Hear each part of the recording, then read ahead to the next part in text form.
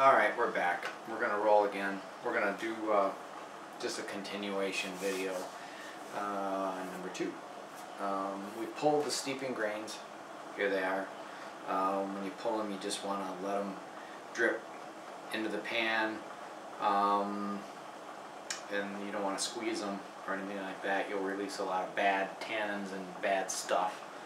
So, anyways, I'll take this out.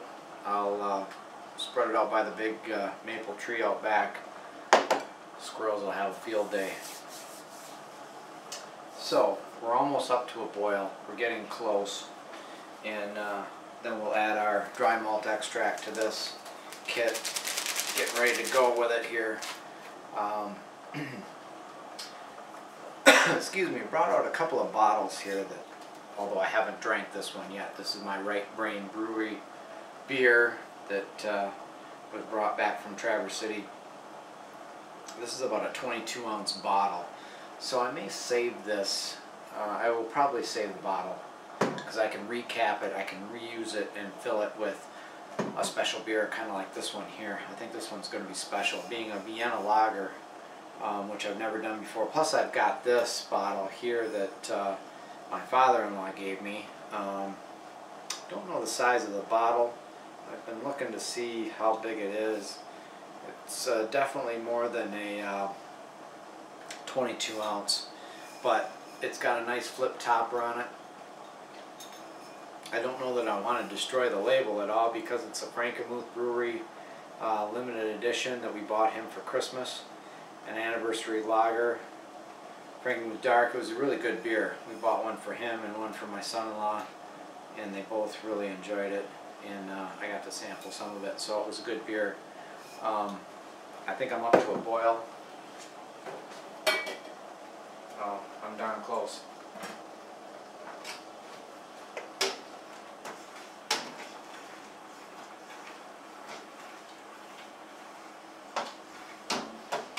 Nice roasty aroma to this. Worked.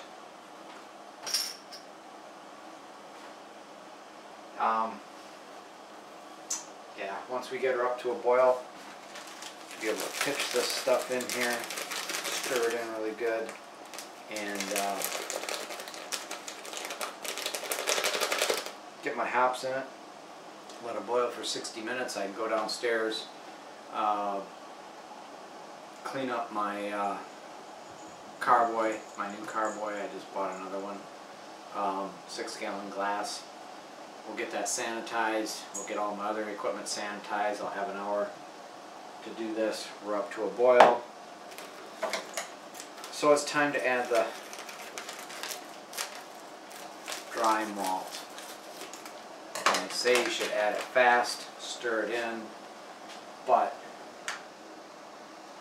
shut off the heat and remove it.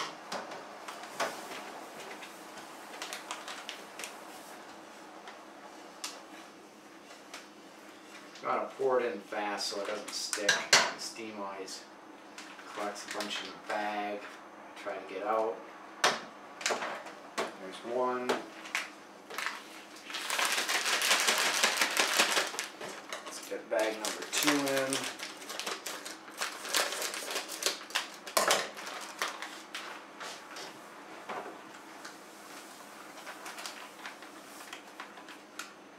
I don't remove it from the boil, I just shut off the heat. Get it stirred in good. Bunch on my big spoon. This will lighten up this color a lot too, because this is a sparkling amber. It's gonna change the color a lot to it. A lot of clumps in there. Get this stirred in good before we add the big bag. No, actually it's not. It's taken the color from kind of a,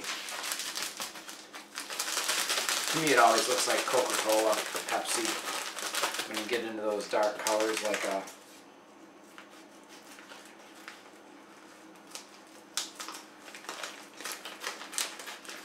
a stout or a porter, you know, when you get into that dark color.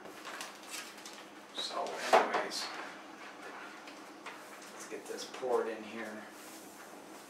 Can you see it? Adding a lot of volume to my boil. I always start out with a little bit more than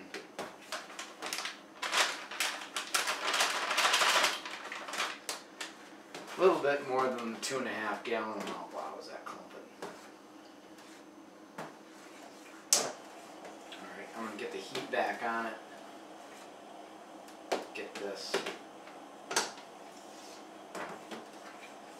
stirred up. Get the clumps gone before I add my hops.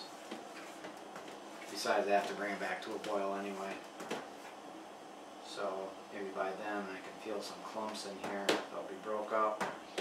Heat'll help it. Yeah, it's looking more caramely now rather than a dark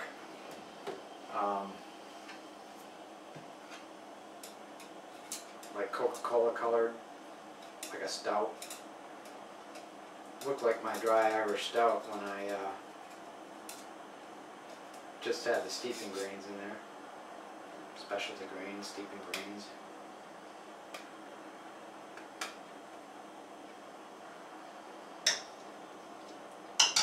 Use my thermometer to knock off some stuff. The reason you remove it from the heat or turn the heat down while you're dumping in any of the liquid or dry is you don't want it to stick to the bottom and burn. You know, it's pretty basic. I think the clumps are starting to break up. A lot of foam on the top of this. We'll get it to a nice rolling boil. Yeah, it's more nice caramel color. Now, it said it's only a, what did I say it was, a 20 on the SRM? No, I said it was a 20 on the IBUs. Let's read it again. It's a 12 on the SRM. SRM is the color scale. You go out and Google it, you'll find it. Without getting too technical on it. Smells good. Smells nice and malty. It's going to be very malty with all this dry malt in it. It's going to be a very malty beer, but I'm very excited because it's a lager, and I've been wanting to do a lager. And if you're not familiar with, you know, those of you in the home brewing world, you're familiar with ales and lagers and the difference between the two, and maybe people that aren't brewing beer know the difference as well. But you know, a lager is, you know, a Bock, Oktoberfest, Pilsner. Those are all in the lager category. Your Irish Stout, Killian style are all similar to an ale or an ale. So we'll let this come to a boil.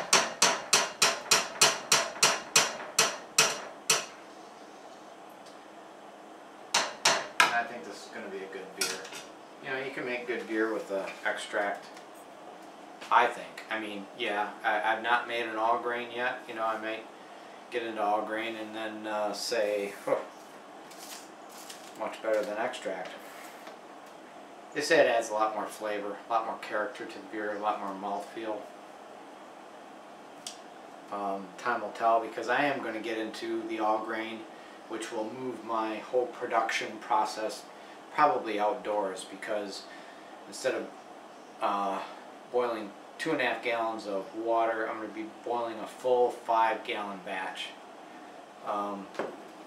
Right now I'm in the process of converting a couple of mash tuns.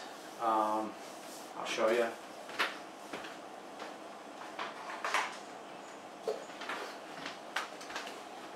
This would be a mash tun if I can convert it. Having trouble with the conversion. Thought I had it down and didn't seal properly. So, but I got these coolers at such a good deal. I'm going to give it one more shot. I got a couple more ideas I can do. Usually they use Igloo brand or what's the other one? Rubbermaid. This is a Coleman cooler, but I got such a good deal on them that I got to give it another shot to see if I can get the fittings right.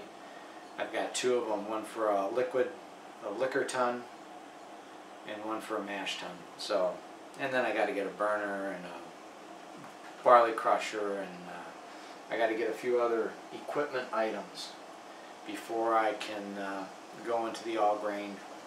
I even have to get a bigger pot. You know, this one is for a good amount. Normally you're supposed to have a spray bottle so you don't boil over. But if you stir, turn down the heat, that's your biggest concern. Don't have a boil over. Which I almost had because I increased this volume probably from 2.5 to 3 gallons. Slowly turn it back up. We'll get it to a rolling boil. Usually you have a spray bottle of water and you spray it and it'll calm down. Normally I turn down the heat and stir, stir, stir. Even now it wants to creep back up again. A lot of foam. There's probably 2 inches of foam on the top of this. You know? It's all that dry malt.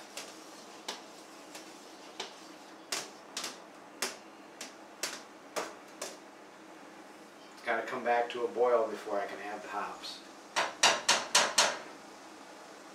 And once I do that, set the timer for 60 minutes. I go down, sanitize my equipment for the cooling stage and pouring it into the carboy. And we'll say goodnight to it for about a month. See, now we're pretty high here, but it's boiling. So we're going to attempt to throw these hops in and hope we don't cause a volcano here.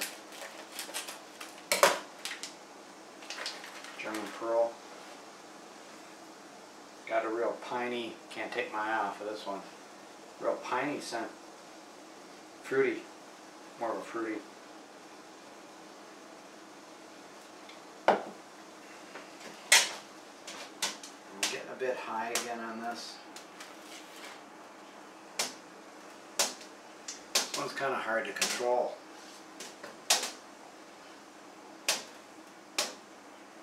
I've got it on low. I only had it on 4. And she was creeping back up again. But I've got so much foam here. Get this to calm down before we can. Alright, now she's calming down.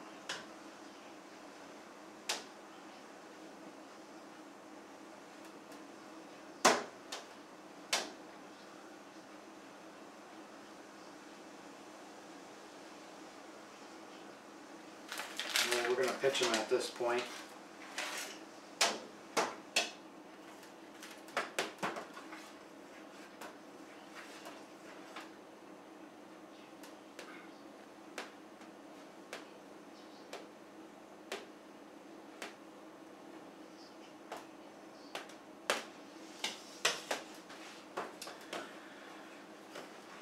Going to be a lot of stirring before I can walk away from this and do any sanitizing.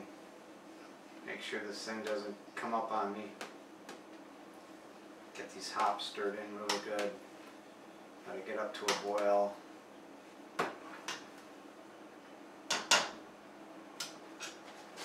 Set my timer. My 1 hour timer. And we're boiling.